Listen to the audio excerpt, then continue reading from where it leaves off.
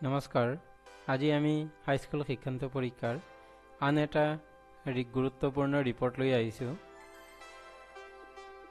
সেই ৰিপৰ্টটো লিখাৰ আগতে ৰিপৰ্টৰ কিছুমান ফৰ্মেট থাকে, সেই ফৰ্মেট মতে আমি ৰিপৰ্টবোৰ লিখিব লাগে। যেনেদৰে ফৰ্মেট ফৰ ৰিপৰ্ট ৰাইটিং, প্ৰথম ৰিপৰ্টটোৰ হেডিং নেম এটা দিব লাগে। দ্বিতীয়তে ডেট টাইম প্লেচ দিব লাগে। তৃতীয়তে ৰিপৰ্টটোৰ বডি অৰ্থাৎ ইন্ট্ৰডাকশ্যন, কেনেদৰে আমি ৰিপৰ্টটো আৰম্ভ কৰোঁ, why the report has been written, ৰিপৰ্টটো কিয় লিখা হৈছে, কি ক'ত কেনেদৰে সেই বস্তুটো ৰিপৰ্টটোত উল্লেখ থাকিব লাগে। মেইন কণ্টেণ্টত থাকিব about the subject matter in detail, ৰিপৰ্টটোৰ বিষয়বস্তুটো ভালদৰে উল্লেখ থাকিব লাগিব। আৰু লাষ্টত ইয়াত স্পেলিংটো মিষ্টেক হৈছে, এণ্ড উইথ কনক্লুশ্যন END হ'ব লাগিছিল। আৰু ৰিপৰ্টটোৰ এটা সামৰণি থাকিব লাগে। এতিয়া হাইস্কুল শিক্ষান্ত পৰীক্ষাৰ 2019ত যিটো কুৱেশ্যন আহিছে সেইটো হৈছে, write a report for a local daily on the basis of information given below'. তলত দিয়া তথ্যমতে এই ৰিপৰ্টটো লিখিব লাগে। তাত ডেট হৈছে 10/11/2018, Guwahati. Annual Guwahati book fair commenced, গুৱাহাটীৰ বাৰ্ষিক গ্ৰন্থমেলা। The honourable chief minister declared it opened at 6 PM, যে সন্মানীয় মুখ্যমন্ত্ৰীয়ে এইটো 6 বজাত আৰম্ভ হ'ব বুলি ঘোষণা কৰিছিল।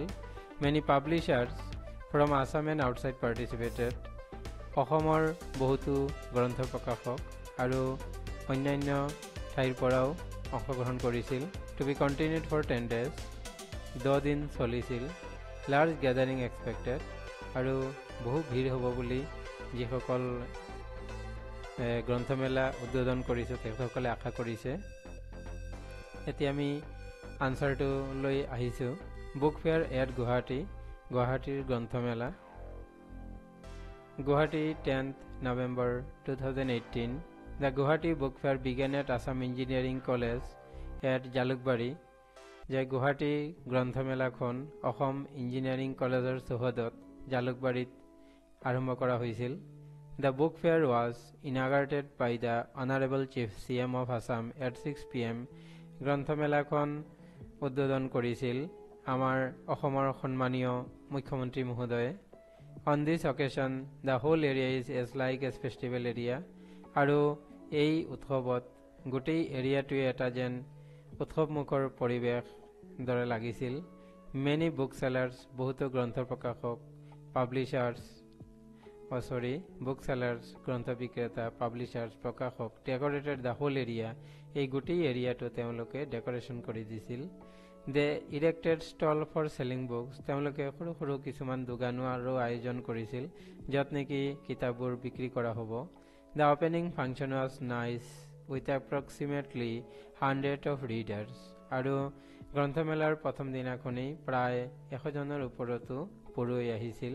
In the book fair outside Assam, আৰু গ্ৰন্থমেলাখনত অসমৰ বাহিৰৰ মেনি ৰাইটাৰ্ছ, বহুতো লিখক, পাব্লিচাৰ্ছ প্ৰকাশক, ষ্টুডেণ্টছ ছাত্ৰ ছাত্ৰীসকল, টিচাৰ্ছ ৱেয়াৰ প্ৰেজেণ্ট, আৰু শিক্ষক শিক্ষয়িত্ৰীসকলো উপস্থিত আছিল।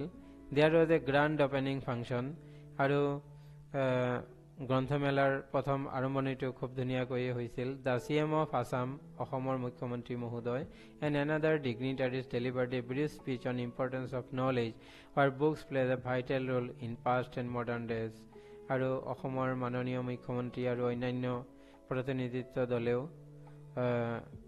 এটা ধুনীয়া ভাষণ দিছিল, আৰু য'ত নেকি গ্ৰন্থই অতীততো আৰু বৰ্তমান দিনতো এটা গুৰুত্বপূৰ্ণ ভূমিকা অংশগ্ৰহণ কৰিছে বা গুৰুত্বপূৰ্ণ ভূমিকা পালন কৰিছে।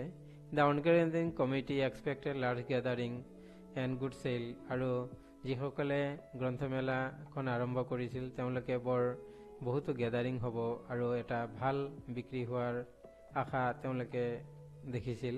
ইট কণ্টিনিউড ফৰ 10 days, এইটো 10 দিনলৈকে চলিছিল। এতিয়া আজিলৈ আমাৰ দ্বিতীয় ৰিপৰ্টটো ইমানতেই সামৰণি মাৰিল।